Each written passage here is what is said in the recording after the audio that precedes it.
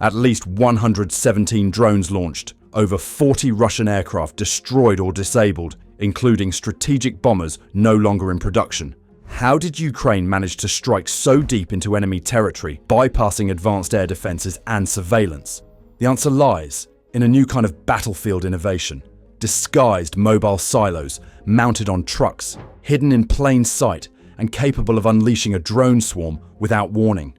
In this video, you'll see how ordinary-looking wooden sheds became the linchpin of one of the most significant drone attacks in modern warfare. The tactics and technology behind these disguised launchers changed the rules of engagement, revealing just how much can be hidden behind an unassuming exterior.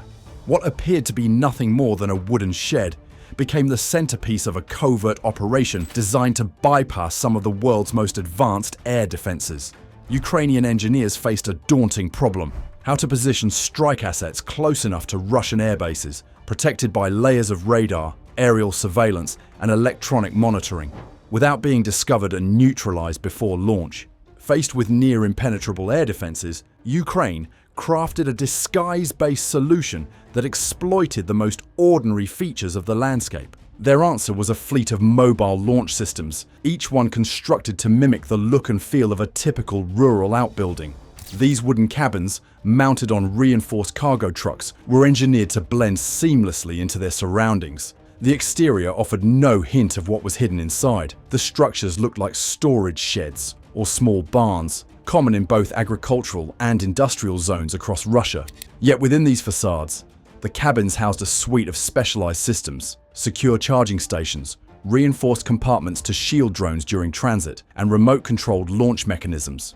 The roofs, designed for stealth, could slide open on command, enabling either vertical takeoff or ramp-assisted launches, depending on the mission requirements. One of the most critical features was the integration of built-in signal shielding. Rather than attempting to block Russian surveillance systems outright, the shielding minimized the mobile silo's own electronic signatures.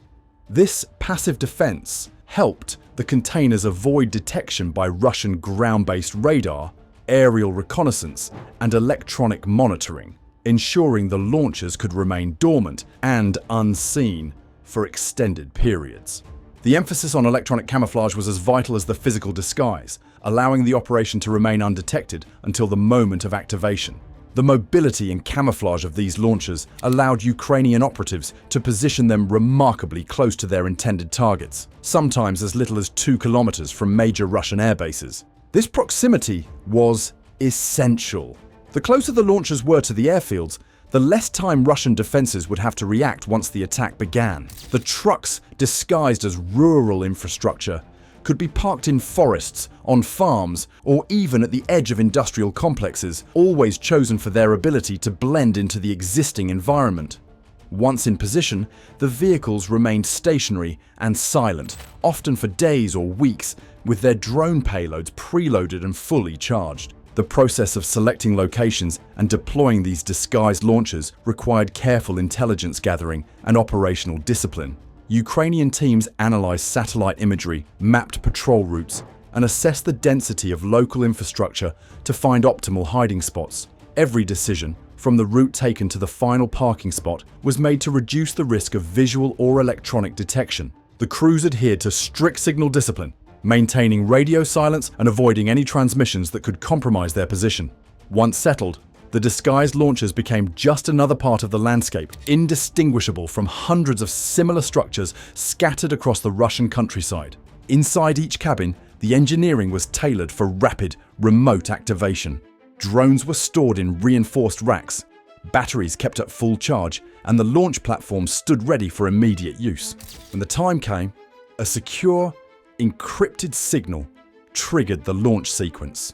The remotely controlled roofs slid open, exposing the drones to the night sky. Depending on the drone model, some launched vertically from their platforms, while others used ramps or compressed air systems for a silent, low-profile departure.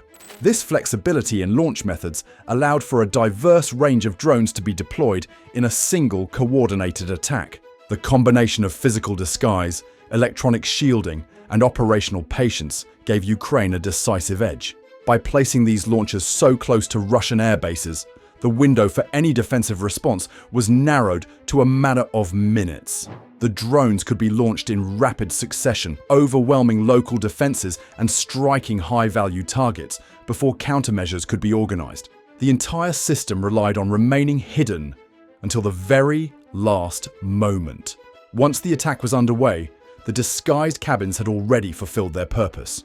This approach marked a turning point in the use of mobile, disguised launch platforms in modern conflict. The success of the operation demonstrated that, with careful planning and technical ingenuity, it was possible to strike at the heart of a heavily defended adversary. The next stage of the operation would demand even greater precision, coordinating the launch of more than 100 drones across multiple sites, all within minutes. Understanding how this complex strike was executed reveals the full scale of the challenge Ukraine faced. Launching such a large-scale attack required a level of coordination and timing rarely seen in modern warfare. The mechanics of the perfect strike began with the deployment of mobile launchers, disguised as ordinary rural structures, into Russian-controlled territory. These vehicles remained dormant for extended periods, their presence masked by careful planning and camouflage. Inside, drones sat preloaded and charged, with their payloads ready. While normal communications stayed silent to avoid detection, encrypted activation signals were reserved for the critical moment of attack. This use of encrypted channels was essential, as it prevented Russian forces from intercepting or disrupting the launch sequence. At the designated time, Ukrainian operators sent the encrypted activation codes. These signals triggered the remote opening of the container roofs. The drones, arranged for rapid deployment, initiated their launch sequences. Depending on the drone type and mission requirements, they lifted off using vertical takeoff systems, ramps, or compressed air ramps for near-silent liftoff. The compressed air systems played a crucial role in minimizing noise, allowing the drones to depart without drawing attention from nearby Russian patrols or surveillance assets. The proximity of the launchers to their targets was a decisive factor. These mobile silos were positioned just 2 kilometers from the intended air bases. This short distance meant that the drones could reach their objectives within minutes, severely limiting the reaction time available to Russian defenses. The drones flew at low altitudes, using both terrain and structures for cover, and their brief exposure window further reduced the chances of interception. Each drone's flight path was carefully mapped to exploit gaps in radar coverage and to take advantage of natural and artificial obstacles. Operators maintained real-time control over the drones throughout their approach. Live video feeds streamed from the onboard cameras, giving operators the ability to adjust flight paths and refine targeting as conditions changed. This real-time guidance allowed for high precision, even when obstacles or last-minute changes required immediate corrections. The operators could visually confirm targets such as parked aircraft, fuel depots, and radar installations, ensuring that each drone would strike a location with maximum impact. Russian electronic warfare teams attempted to disrupt communications and sever the remote control links between Ukrainian operators and their drones. To counter this threat, specialist drones acted as encrypted signal relays, maintaining secure connections and allowing Ukrainian control to persist even in contested electromagnetic environments. This innovation ensured that the main strike drones could receive continuous guidance and commands, further increasing the likelihood of mission success. The strike's focus was clear: inflict maximum damage on critical infrastructure with minimal resources. Drones targeted fuel depots, causing fires that crippled airbase operations. Radar arrays essential for early warning and airspace monitoring were destroyed.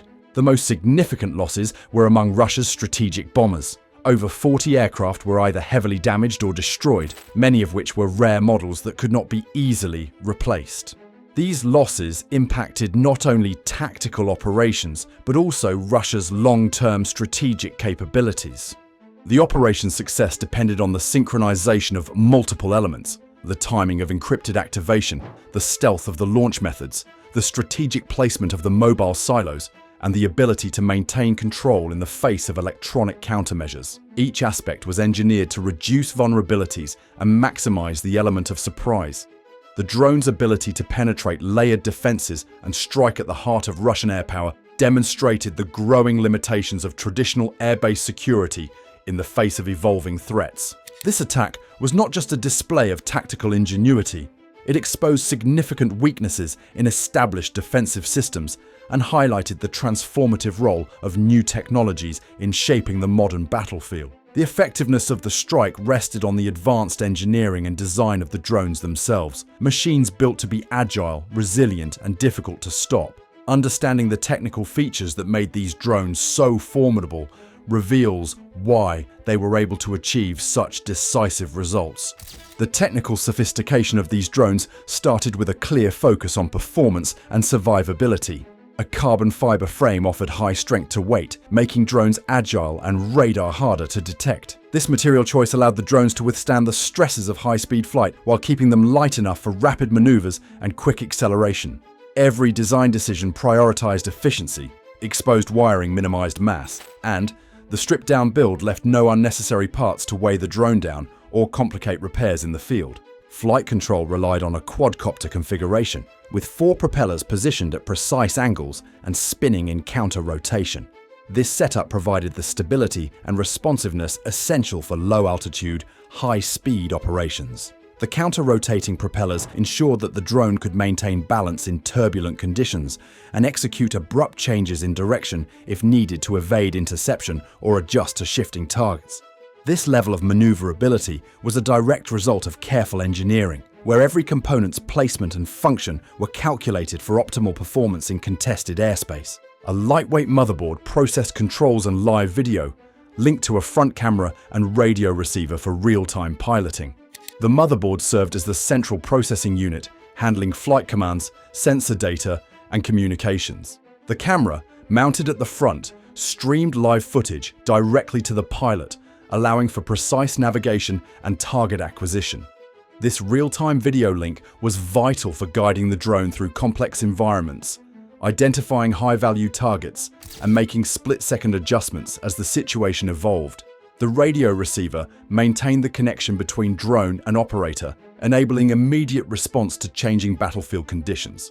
Power supply came from a dense lithium-based battery, a critical factor in determining mission duration and effectiveness. With standard comms, these batteries provided 20 to 30 minutes of flight time, offering a balance between operational range and payload capacity. Engineers selected battery technology that delivered enough energy for rapid, high-intensity missions while keeping overall weight to a minimum. The battery's limitations were not a drawback, but a calculated trade-off. The drones were built for quick, decisive strikes rather than long-endurance patrols.